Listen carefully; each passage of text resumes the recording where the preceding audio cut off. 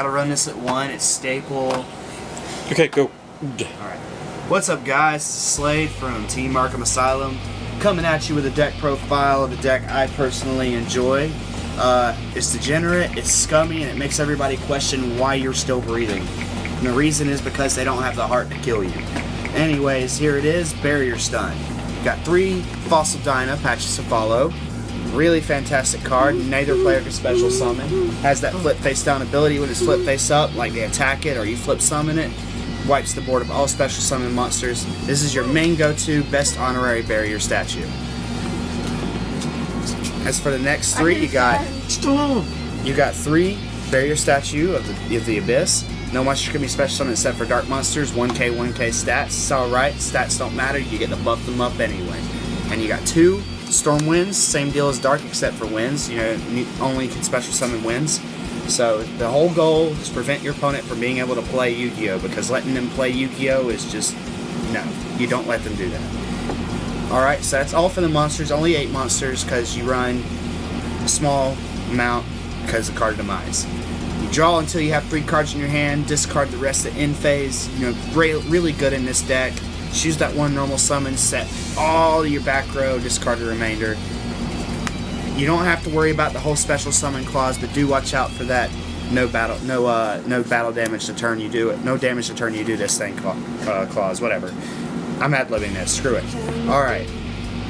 Triple Pot of Duality. Such a good card. Just excavate top 3, add 1, shuffle the rest back. It's just the greatest thing ever. It's so good on consistency.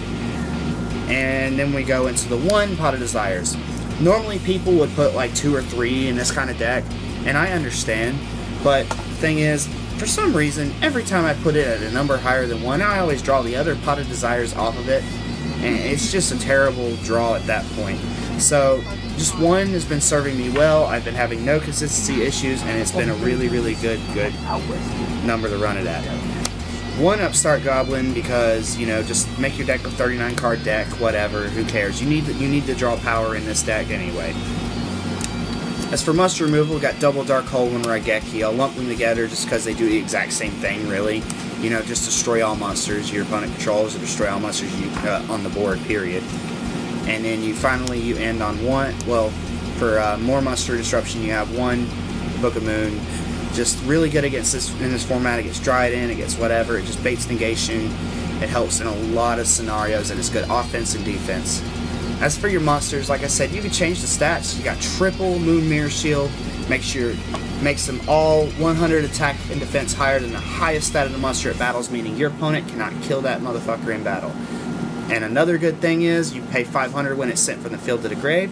Choose to put it on top or bottom, so you get to basically have help with anti-deck out a little bit, but you can also just put it back on top, normal summon another monster, draw into it again, and equip it to that monster. 1 Tech Mage Power because, well, I found that just the 3 Moon Mirror wasn't enough, and this can pump out really game-ending numbers. You're normally like 35, 3,700, you know, stuff like that. Just such a good card for making your monsters huge. And that's all for the spells. I got 16 spells, and I got 16 traps. Start off with the mirror forces. So good. This format, you don't have to worry about the storming. Stormings in this deck, you just return them to the hand. Doesn't really do much because they can just normal summon or set it again. So it's better to just get rid of them entirely, and there's not a lot of anti-destruction running around. It's also why I run 2 Blazings. The burn damage helps push further anyway, so it just essentially does the same thing. Triple Phantom Knight Sword. You can give your monster 800 attack, making Dyna 2k or your barrier statue 1800, but it can also pop itself instead of your monster, meaning you're just going to have to run through that in order to destroy your monster. Double Dimension Guardian. This is the best and my favorite, but it's more of like a tech in this deck because of how it can be possibly dead. You equip it to you basically target the monster, and the monster cannot be destroyed by battle or card effects. You can combo it with Dark Hole, Torrential Tribute, whatever, and people half the time don't even read, so who cares. This thing just does so much wonders in this deck, so many wonders. 1 Ring of Destruction, because it's good monster removal. You can destroy it, destroy your opponent's monster, burn both of you guys, you know, it's all good.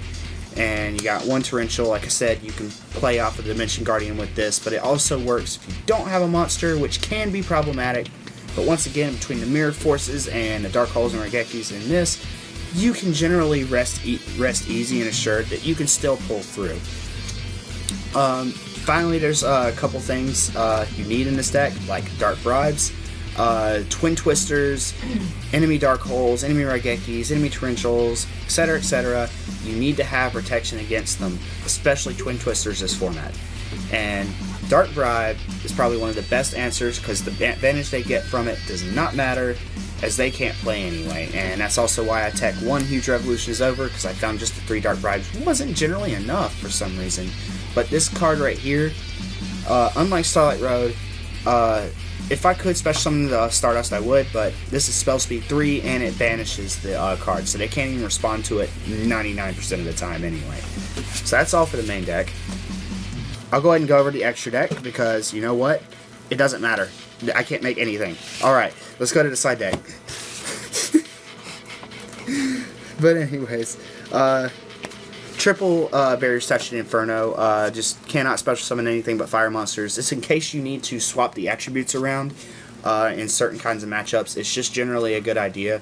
I'm not main decking them because Infernoids are big, but yeah, normally most likely I'd have to end up siding out the Wind Statue because of Invoke, or possibly actually the Dark one maybe too because of Invoke as well. But yeah, it's just there to swap out. Triple Lance. Generally used against Paleofrogs, but it's just super good. I'm actually considering maining decking them, to be honest, but it's just super good. It can help you run over Dinko too, which is awesome. 2 Forbidden Chalice. I only side this in when I'm going second versus Zoo, really, because I can just negate their Trident when they try to activate it, and they won't ever see it coming, and then it just becomes a 400 attack, worthless piece of dragon titty shit. Anyways, double MST. Doing this for general floodgates, decree, anti-spell, whatever they might try and do that might screw you up. Skill drain is definitely a big one, but almost nobody runs it.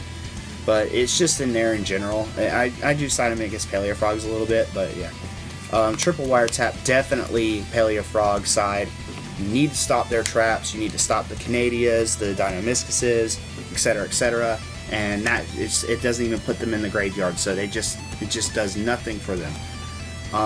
And double anti-spell, because fuck pendulums. And I don't mean that like, oh, I don't like pendulum decks. I mean like, every time I face pendulum decks, they just really are annoying to face. So double anti-spell, because I want to stop them from being able to play. That's what you're supposed to do anyway. Anyways, that's my Barrier Statue deck, guys. This is Slade from Team Arkham Asylum. And I will be trying to post more videos on this team channel. Yeah, guys. That means you got to get less shit. That means you guys get less shittier videos from me. Hooray! Well, now we can say we're out, because we're out.